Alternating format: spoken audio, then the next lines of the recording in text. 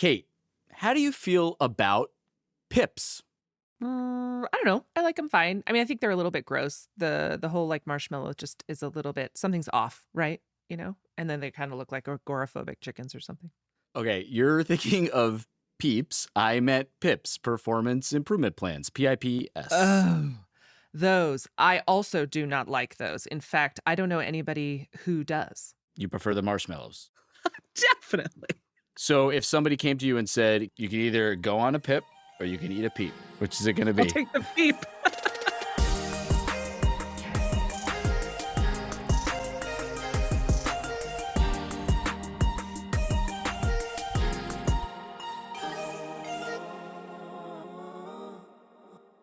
I'm Catherine Smith. And I'm Jake Tuber. We're friends, organizational psychologists, and two tired parents. And this is Forces at Work, where we answer our listeners' burning questions about the workplace so that you can show up smarter tomorrow. This episode, we're going to answer a question about performance improvement plans. Jake, tell us about who wrote in. This week, we are reading out a letter from someone we are going to call Sarah. Not her real name. She is, in fact, though, in her mid-30s. She is the client relations manager at a branding and marketing agency in Boston. Small agency of about 40 employees. Here's what Sarah wrote to us. I've been leading account work at my agency since 2019, and I've been fortunate to build relationships with most of our company's senior leaders. About 5 months ago, they hired a new vice president who became my new boss. And in a matter of just 7 or 8 weeks, he started giving me feedback, saying there had been complaints about my management style and that my team didn't, quote, trust me as a collaborator. Now, a few weeks ago, he started sitting in one of my account meetings. And then just last week, without any other warning, he called me into his office and put me on some vaguely worded performance improvement plan. I've never been on a PIP before, and according to my boss, I now only have an 8-week runway to turn things around or I'm out. What do I do? Ooh. Yikes. Yeah. Sarah, thank you so much for writing in with your question. Let's get at it. Based on what we know at this point alone, give me a hot take on Sarah's situation. Gut reaction, make it hot, make it spicy. Okay. Make it spicy. How do you make a performance improvement plan fiasco spicy? Well, you make your take is spicy. Take is spicy. Okay.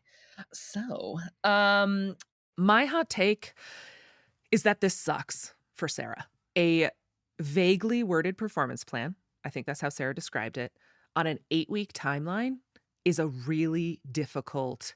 I'm almost inclined to not even say the word plan. Like, I think it's being presented as a short plan, but this is a difficult plan to execute and would require an extraordinary amount of hustle on any employee's part. So I think it's a really problematic premise. How about you? 8 weeks is a really short amount of time. That smells to me like actually this person just wants to fire Sarah and somebody told them you have to put her on a PIP. Because it's a really short timeline. And I agree with you. Just submitting to these demands as is, an 8-week PIP, that's a very defensive move. I think my gut reaction is if Sarah wants a future there, she needs to play offense. She needs to go on the attack and do something different, because just agreeing with this and this timeline is setting you up for eventual failure. If not right now, down the line. So let's get into our deep dive. Anytime you and I hear that someone's on some sort of a performance plan, we always need to know the specifics. So that's what you and I asked Sarah directly for our first question. We asked her, share with us, if you would, some of the specifics in the PIP. Sarah said, the 2-page PIP I received had 5 areas of improvement and bullets under each of them, kind of like looking at a resume. One of the areas was leadership, and he wants me to, quote, share tools, frameworks, and examples with our team to accelerate workflow. Another area was team performance, and he wants me to, quote, lead with curiosity and bring a more collaborative approach to motivate my team and support their growth. So sounds like her boss is very good at using ChatGPT to come up with a PIP, because that is the most generic corporate nonsense. Share tools, frameworks, and examples with your team to accelerate workflow? It is vague AF. Unbelievably vague. It's all the right words strung together, but they're also meaningless. Very hard to execute on.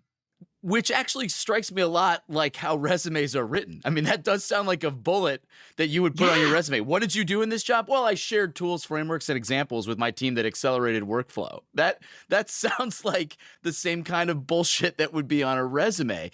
And when I heard vague, I was thinking, okay, maybe it's vague because it lacked SMART goal criteria, right? Maybe the things on the PIP were not specific, measurable, probably not attainable or relevant and time bound for a classic version of that SMART goal framework that makes for good goal statements. Sure. I didn't expect that. I didn't expect like, oh, you're not doing a good enough job leading by sharing tools, frameworks, and examples for your team to accelerate workflow. I'm just imagining teaching my graduate school students and them asking, so Jake, what really is leadership? And my response being, well, leadership is when you share tools, frameworks, and examples for your team to accelerate workflow. What I heard in this actually, as I sit with it, and I know I'm cheating because our listeners can't see it written, this is very hard to use, very hard to actually enact in any meaningful way. And they're definitely conflating team performance and leadership as shared responsibility and collaboration versus individual performance. And these are just two examples of what apparently are like a bunch.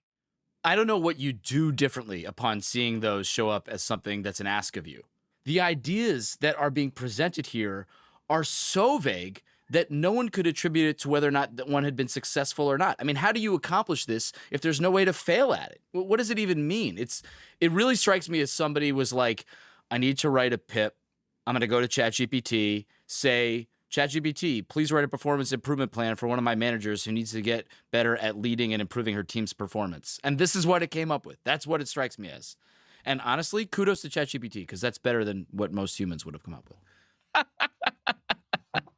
The second question that we asked was designed to help us learn a little bit more about where she fits in the organization. Who are her allies? Who does she have confidence in? Who trusts her? Who might have her back? Sarah responded saying, it took me about a week or so to talk to the 3 agency founders, but once I did, they were pretty supportive. 2 of them were aware of the situation and said it was an opportunity for coaching, and they promised to fight for me. I also made it clear that I was open to moving into another role, one that didn't report to this new boss, but right now there's not anything that would make sense. Mm-hmm. Yeah, I am not surprised by the support given her tenure at the organization, but I'm also kind of inclined to flag that their support sounds vague. Promising to fight for me, I don't really know what that means. And if I was in Sarah's position, it would only be comforting for maybe about an hour. And then I would start wondering, do they really have my back? Like, what leverage do I really have as a result of some of these relationships? This would be a place that I would recommend she spend a little bit more time and kick the tires because some of this initially is pretty general. I'm curious what they mean by a word that's often used very vaguely when they say opportunity for coaching. I want to know what they think coaching is in this case, because you and I are both very aware that the word coaching gets thrown around a lot in organizations as this positive sounding catch-all for any developmental work that you might do with someone. Do you really mean this person needs to get this feedback and supervision? Or do they really need coaching? Do they need training? It's more vagueness from senior people. Her manager is being vague in the PIP. Her senior leadership is being vague in how they promise to fight for her, and it's an opportunity for coaching. Everyone is couching themselves against this very non-committal language. And frankly, it strikes me as pretty par for the course for a branding and marketing agency. Oh my gosh. Yes, that is a great point. It's like we're using all of the right language. We are positioning ourselves in the optimum sort of optical way.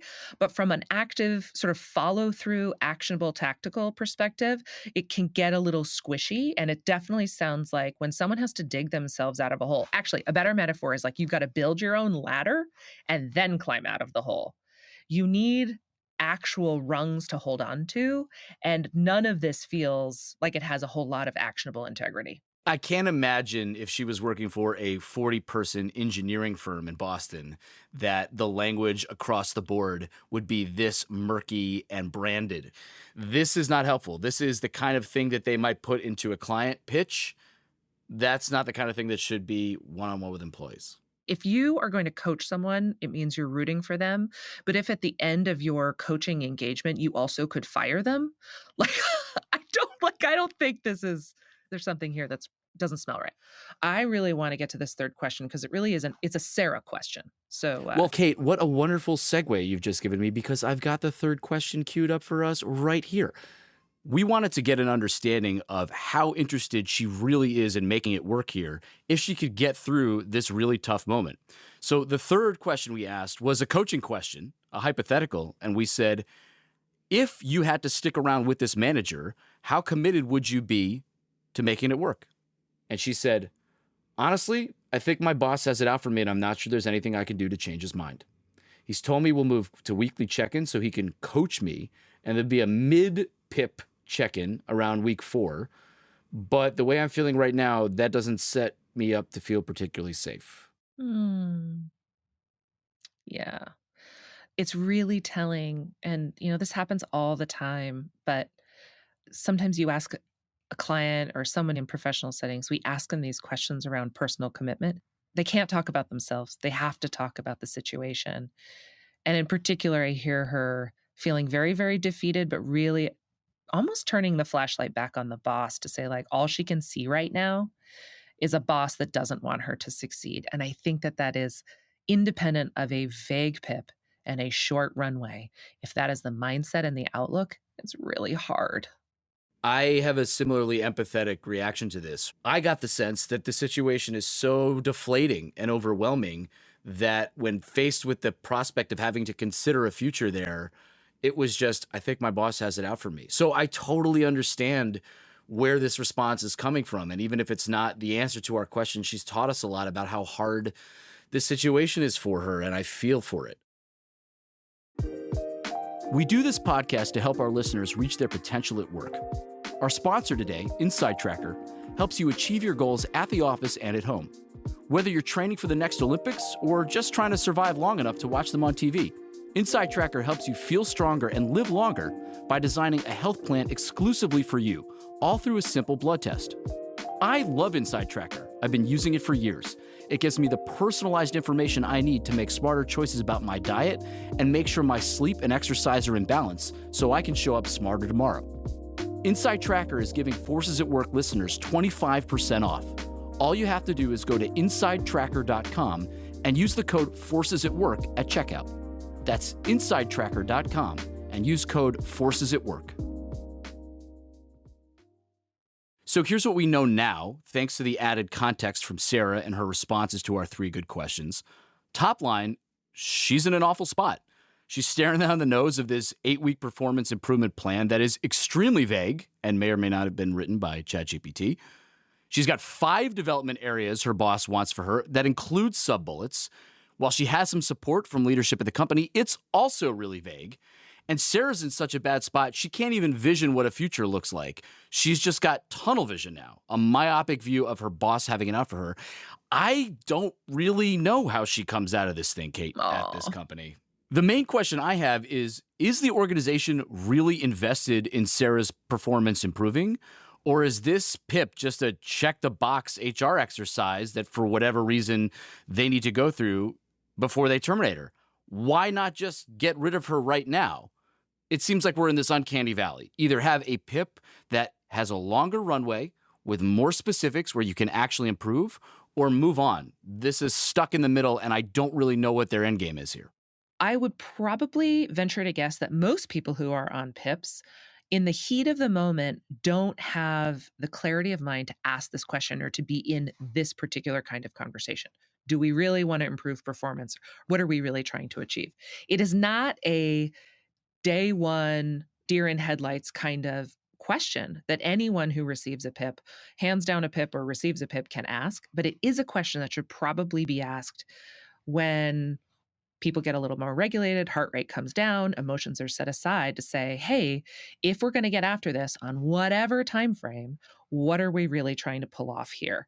It's a little radical to even go back in and ask that conversation, but I think the people who do have better results. Yeah, there's a certain directness and frankness to asking that question that's kind of intimidating. And I think there's real value in trying to get more clarity for Sarah. And I think trying to really get a sense of how common PIPs are at your particular organization, whether or not this is something that happens pretty routinely and folks get off of them and go on to have great success, Or is this always just the beginning of the end and a death march? That is a question that we didn't ask Sarah, but is something that anyone listening can try to get a better understanding of, maybe from their own HR partners at their organization, which is, what's the typical trajectory for someone on a PIP? I wish we had statistics. I would be so fascinated, Jake, if we could grab some metadata on how many companies that utilize the performance improvement plan model or template, that framework essentially, to truly change performance versus a incremental step to termination. I bet very few companies would want to share that information.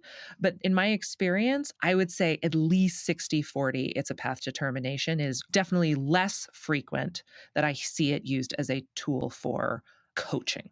A PIP is a really poor way to motivate an employee if that's what your end Yeah. game is, right? This idea is we want to motivate behavior change. That is not the kind of thing that shows up in a PIP. A PIP is a classic kick in the ass approach to motivation. So you and I have talked in other contexts about Herzberg's theory of motivation, his motivator hygiene theory, this idea that there are certain things that truly motivate us, like getting positive feedback and having a better sense of where we fit within the organization. There's also these hygiene factors that motivate us, like basic pay and benefits and little coercive tactics that people use. And this Hmm. PIP it's not outright coercive, but I think when organizations think about a PIP as really a last-ditch effort to give you a chance to not get fired, it's not really motivating you to excel on behalf of yourself or the organization. It's motivating you to avoid getting fired.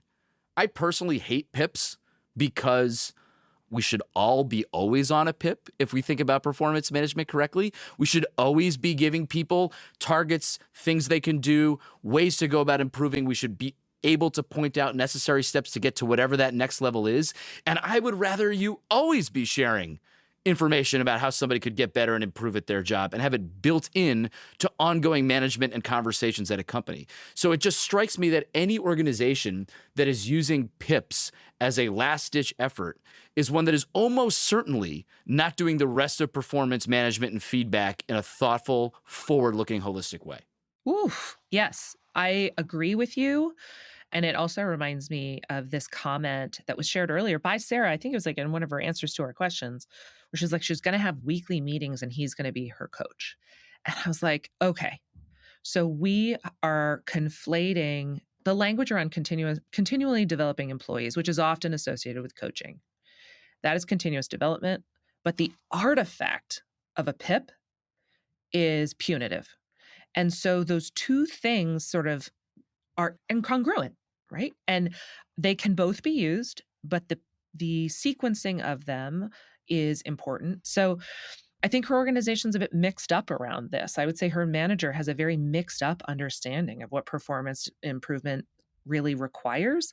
And I like that you brought up Hertzberg's theory of motivation and this idea of KITA. Yeah, Kita, which is KITA, and he littered that all over his famous article. So Herzberg's most famous article about this is called One More Time, How Do You Motivate Employees? He never actually says what the acronym stands for. It stands for kick in the ass, which is a hilarious and awesome thing to do in a formal business publication, to just keep throwing it around and recognize that eventually your audience is going to catch on. Yeah, and a PIP is a KITA, right? Like a PIP is a definitive kick in the ass kind of moment. And that is not what we've known since what, 1978? That is not a motivational approach. That brings me to a question, though, for you, Kate. Yeah. If you were going to advise a manager whose organization required the administration of PIPs, what tips or tactics would you try to tell managers about how to make the best use of a PIP if they have to? My first hot take around this is like fix the time scale, fix the specificity of the PIP in particular. Ideally, I'd see 90 days, 3 months. That feels more realistic to actually see change.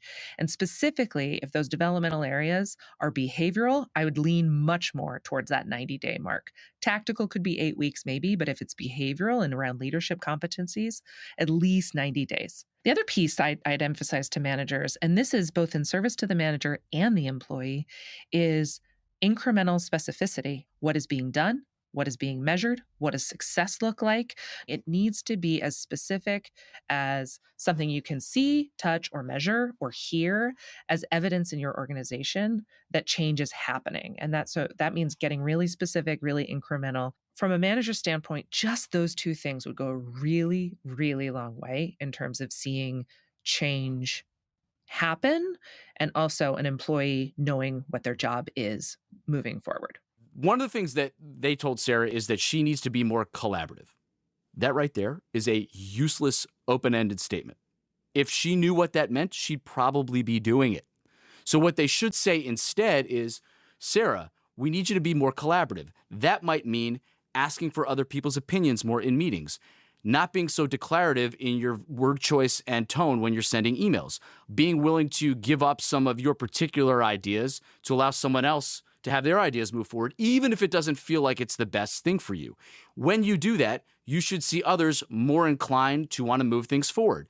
You might get others to feel like they're actually engaged in participating and not simply being delegated to in a way that will improve their performance and yours. So the difference, I think, here is not just these high-level 40,000-foot statements about ideas like collaborativeness, but really digging down a click or two and saying, what would that look like? That's what the PIP should include. Without that, the person is left to do guessing. If Sarah knew what collaborative meant, she'd probably already be there. I like everything you said, Jake, and I want to build on it.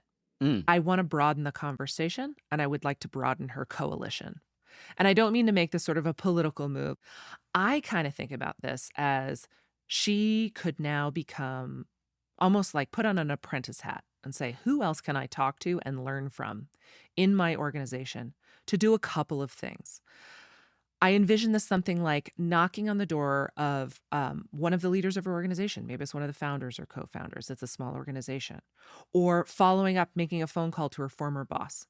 Having a bunch of conversations about the feedback that she's received and what else it could look like or should look like given their perspective and experience.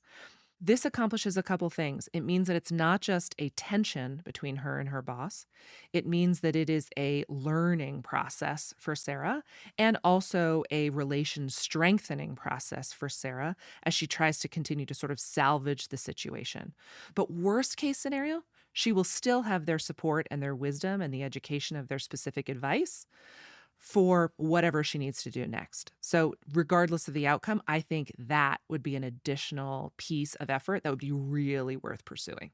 What's your key takeaway? Are you anywhere further along than go on the attack and renegotiate this 8-week PIP? Have you changed your mind at all? How would you advise her? The scary place is the place we don't want to go first, but it's usually the most important. And I would say before trying to renegotiate the terms, asking that really painful question of what's the end game? That is my new first step as a result of this conversation.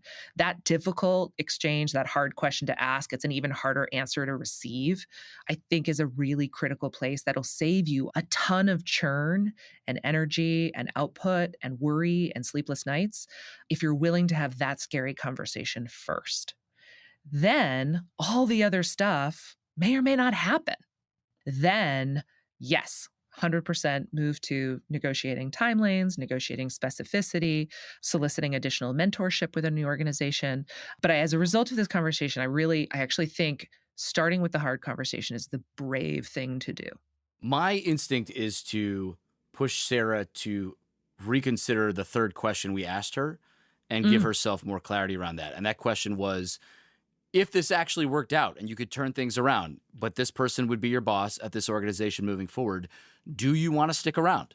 I think she really needs to get a better understanding of whether or not she really wants to stick around and make the PIP work. So have a plan. That plan can be anything from, I want to just milk the next 8 weeks while I'm doing my own job search in the background.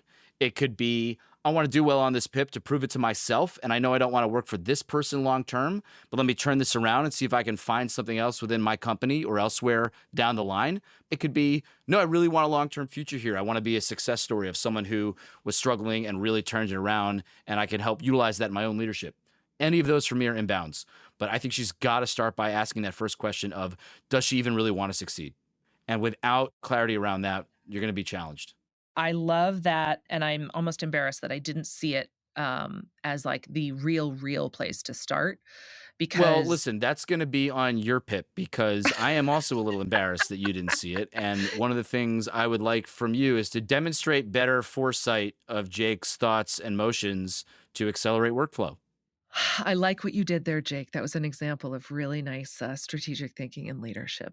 So there's your feedback for the day. Well, I'm just worried about our team performance. Sarah, we so appreciate you taking the time to write in with this question to give us an opportunity to try to be helpful to you, to try to talk about PIPs, what it means for those on them, around them, or managing with them. And more than anything, I am firmly appreciative of the fact that now when someone asks me, Jake, what really is leadership? I can say it's about sharing tools, frameworks, and examples with your team to accelerate workflow. It sounds so inspiring. You just need to show up with curiosity in order to bring a more collaborative approach to motivate your team and support their growth, Kate. I think we've accomplished a lot here, and I see the change. Actually, you know what? I don't see it because I'm not measuring anything. I feel it. I just feel it. That's all you can do with a PIP is you can't actually measure the output, but you can feel differently about it. Am I off my PIP now? I mean, we've been recording for 9 hours. Can you finally let me off the PIP, please? Yeah, you got another 8 weeks.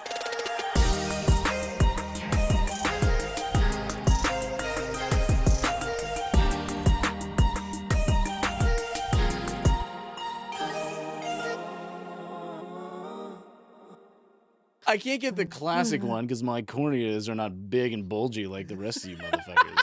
Get these thin-ass corneas over here. So I got to get the fancy LASIK for those of us who can still see despite not having extra unnecessarily padded corneas. I don't know if I've ever told you about my corneas, but they're thick. Are they? Yeah. What do you got? Super. Like 600 microns, 700? I mean, the doctor was like, whoa. Whoa. Back up.